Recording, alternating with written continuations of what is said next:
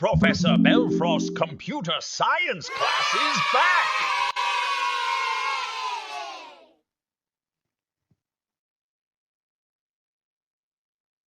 Hi, welcome back. And here's Professor Belfrost's class on computer science. And today we are going to explore another concept on computer science, continue our last lesson. And if we are already ready for today's episode, then let's go.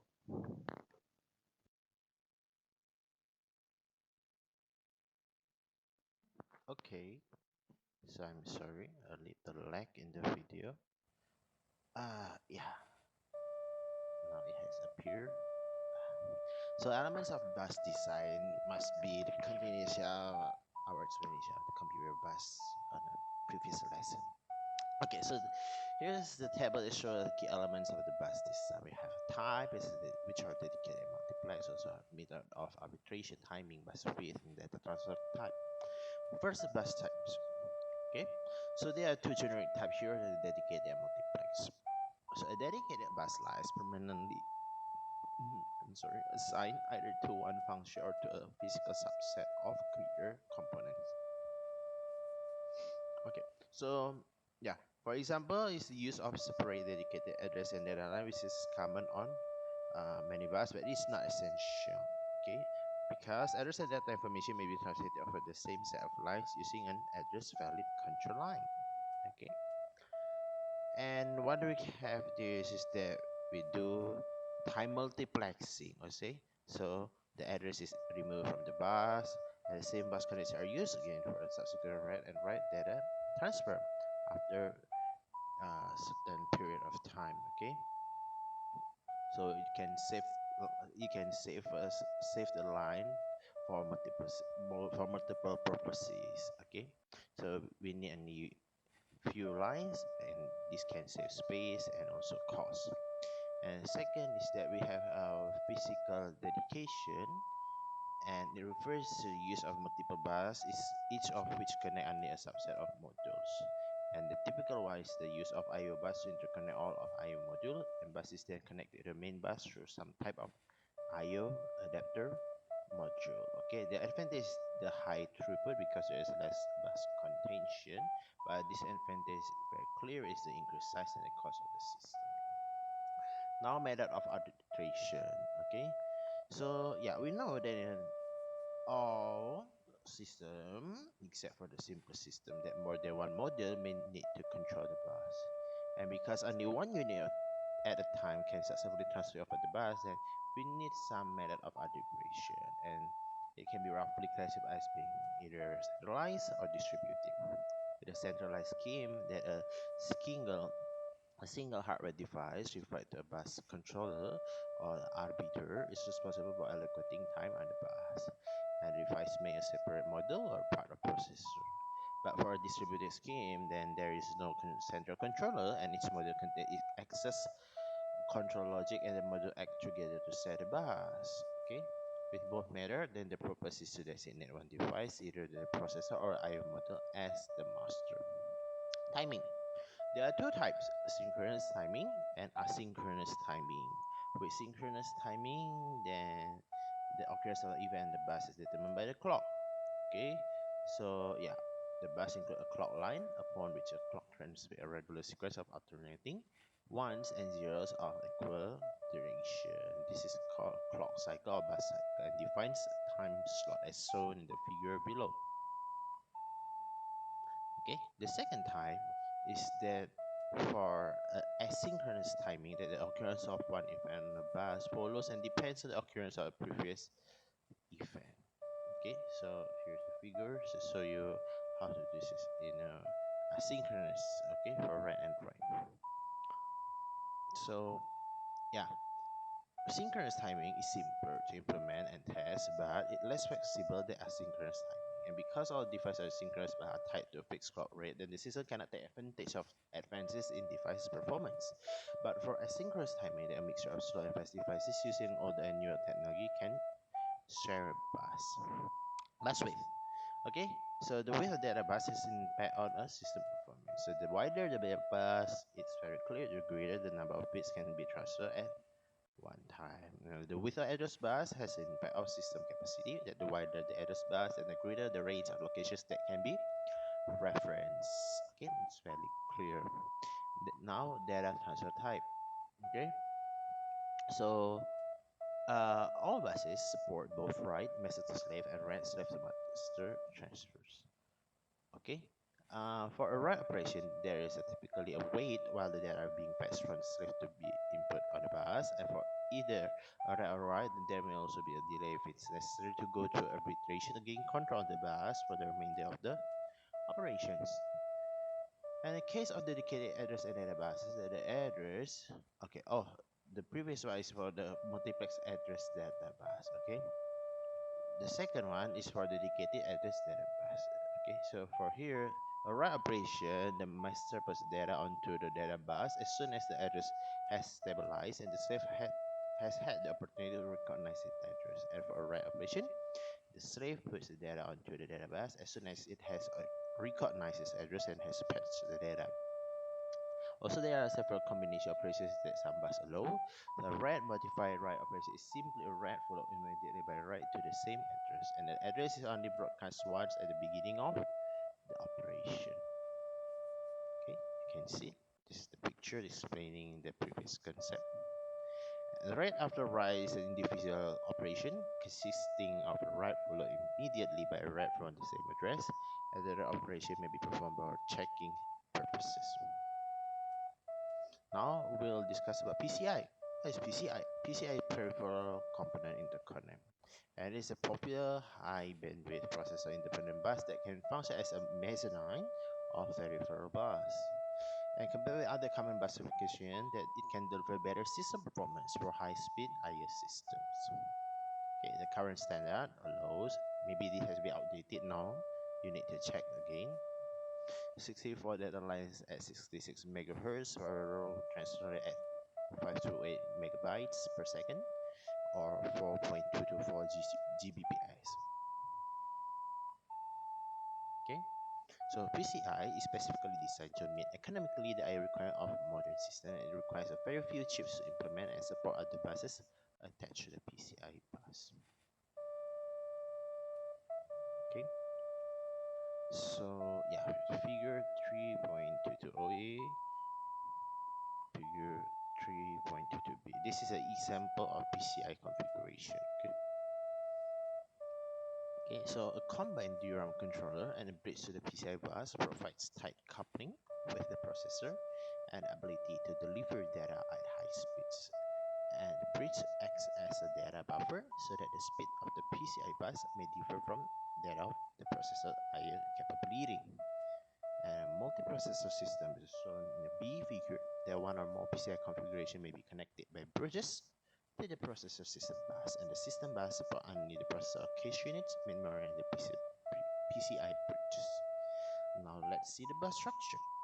So PCI may be configured as a 32 or 64-bit bus. So they are divided into following functional groups. We have system pins, we have address and data pins, we have interface control pins, we have arbitration pins, we have error reporting pins. Yeah, that's all. And in addition, there are also specification that defines optional signal lines, which includes interrupt pins,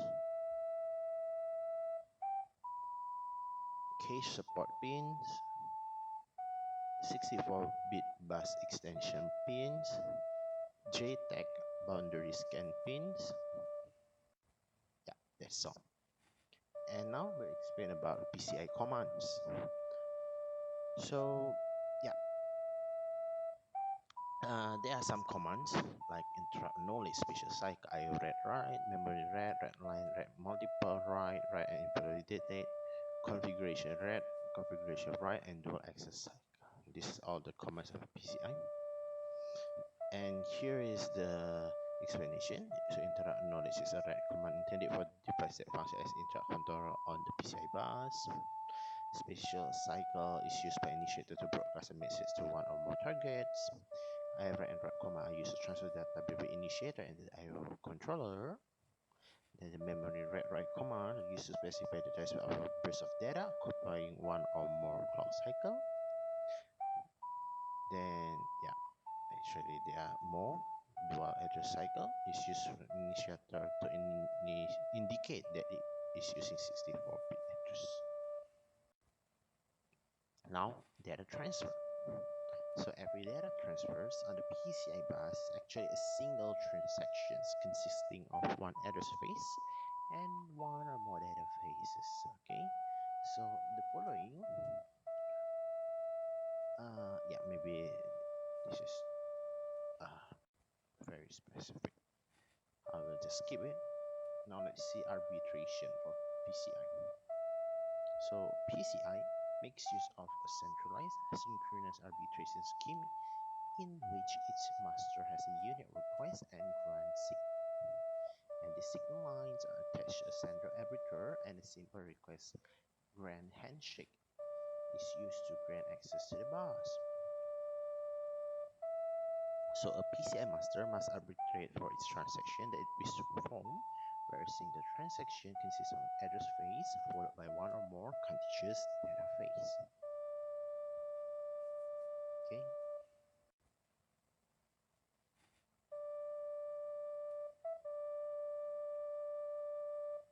Okay, we have an explanation of timing diagram. Okay, so you see here's the depiction of the signal as a function of time. So we have leading edge, trailing edge, time gap. Okay, and for depiction of group of lines, we have lines at 0, then each line may be 0 and 1, represented by this great area, and all lines at 0 again. Then we have cause and effect dependencies, clock signals. Okay, the explanation is above. Okay, so yeah. By convention, the binary 1 signal level is depicted as a higher level than that of binary 0, and usually binary 0 is the default value. That is, if no data or other signal that is being transmitted, that it represents binary 0. So a signal transition from 0 to 1 is referred to as the signal lagging edge. So we have leading edge, and transition from 1 to 0 is called trailing edge. And such transitions are not instantaneous, but a small time. Okay, it takes a small time.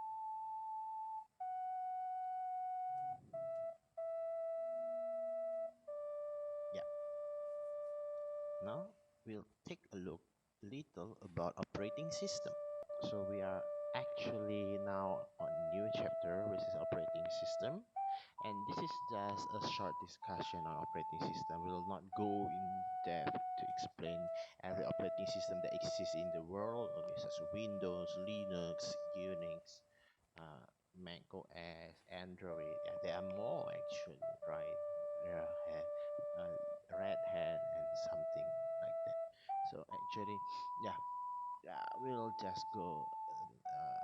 Maybe this will be just an introductory for this lesson, and the next lesson will finish up this chapter, okay, about the operating system support. And next video must be the end of our exploration on the concept of computer science. I will start discussing about programming afterward. Okay, so yeah, OS operating system is a software that controls. So it is also software, okay, but it controls the execution of programs on a processor, and that manages the processor resources. And there are a number of functions, including process scheduling, memory management. Okay, and virtually the processor includes such capability to a greater or less extent, including virtual memory management, hardware and process management. One of the most important functions is for schedule of processor tasks. So the OS determines which process should run at any given time. Okay? Another important OS function is memory management, and most contemporary OS include a virtual memory capability with two benefits. The processors can run in main memory without all of the instruction data being present in memory at one time, and total memory space available to a program may far exceed the actual main. Yep, I'm sorry. It's, and as it is pointed out here, that one of the most important functions of the OS is for scheduling of processes or tasks. So it determines which application or which process should run at any given time. Okay. So and typically the hardware will interact a running process from time to time to enable the OS to make a new scheduling decision so as to set process of time fairly among a number of processes. Another important OS function is memory management. So it has two benefits here. To use the virtual memory capability, that process can run in main memory without all of the instructions and data for that program being present in the main memory at one time. Also, the total memory specified by the program may far exceed the actual main memory in the system. So, OS relies on hardware support in the processor, including paging and segmentation hardware, to do this. So, like a few, there are two objectives of why we implement the operating system. The first one is the convenience, then OS makes the computer more convenient to use, and the second one is efficiency. Then OS allows the computer system resources to be used in an efficient manner. So let's see. The first aspect is the OS as a user computer interface. So you see that the hardware and software used and provided application to the user can be viewed in the layer hierarchy of fashion, which is shown in the figure below. Okay, as you can see. And the end user views a computer system in terms of an application. Okay, then that application can be expressed in a programming language and is developed by an application programmer. Okay, and the programmer itself, themselves, actually use a set of process instruction that's completely responsible for controlling the computer hardware. And because this is a quite overwhelming task, and then they use programs that call as utilities, and these implement frequently used function that assist in program creation, the management of files, and also the control of IO devices. Okay, the OS itself. Okay, the OS masks the details of the hardware from the programmer and provide the programmer with a convenient interface for using the system. Okay, so it's kind of mediator. So briefly, the OS typically provides services in the following order. So the first one is program creation. Second is program execution. Third one is access to IO devices. Fourth is the control access to files. Fifth is system access. Six is error detection and responses. And seven is accounting. Second is that we uh, we are dealing with the aspect of resource manager for the operating system. So a computer is actually a set of resources for the movement, storage, and process of data, and for the control of those functions, as has been pointed out in the previous chapters.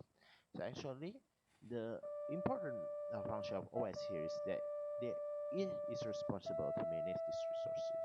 Okay, so by managing the computer's resources, then the OS is in control of the computer's basic function. But actually, this control is not as normal that we think of a control mechanism is that something external to what is control, or at least that it has a separate part of that what is control. This is not the case with the OS because they are unusual in at least two respects. The first one is that the OS function the same way as ordinary computer software, and it is actually a program executed by processor. And second is that the OS actually frequently relinquish the control and must depend on the processor to again allow it to regain the control. So actually OS is the same as a computer program, and other computer program also provide instruction for the processor. And the key difference is only the intent of the program. The OS itself directs the processor in the use of the other system resources and the timing of its execution of other programs. But actually, in order for the processor to do any of these things, it must cease executing the OS program and execute other programs. Thus, the OS relinquishes control for the processor to do some user work and then resumes control long enough to prepare the processor to do the next piece of work.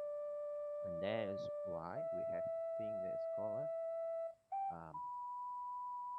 kernel nucleus, which is the OS which resides in the main memory and contains the most frequently used functions in the OS, and at any given time other portion of the OS currently in use, where the remainder of the main memory contains user programs and the data. Okay, so the OS decides when an I/O device can be used by program in execution and controls access to and use of files. The processor itself is a resource, and the OS must determine how much processor time is to be devoted to the execution of a particular user program. Okay, so I think this is the end of the lesson today. So yeah, I want to share a quote for you from Winston Churchill. So fear is a reaction, courage is a decision. So yeah, that's marks our lesson, end of lesson today. And that's all our lesson for today. Thanks for watching. And here's your to-do list. So please subscribe, give a like, comment, and share this video to your friend. I'll be back on every Monday on the same class in computer science. And don't forget to visit our website at https ://science with xyz.unux.com. Keep watching and be thoughtful. Goodbye. See you on the next episode.